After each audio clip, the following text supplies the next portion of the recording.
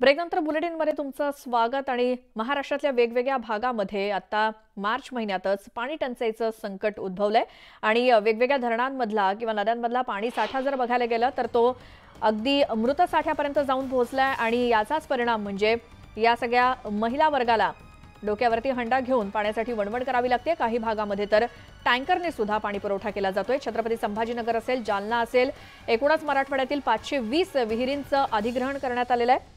बऱ्याचशा विहिरी आणि जलसाठ्यामध्ये पाणी अगदी तळाला गेलंय आणि म्हणूनच पाणी टंचाईची समस्या उद्भवलेली आहे। छत्रपती संभाजीनगरमध्ये सर्वाधिक 279 टँकरनं पाणी पुरवठा होतोय आणि मराठवाड्यातील 520 विहिरींचं अधिग्रहण करण्यात आलंय। सद्यस्थितीत छत्रपती संभाजीनगरातील 126 गावं आणि 29 वाड्यांना 189 टँकर्सना पाणी पुरवठा सुरू आहे। तर जालन्यातील 70 गावं आणि 26 वाड्यांमध्ये 129 टँकर्सनी पाणी पुरवठा केला जातोय।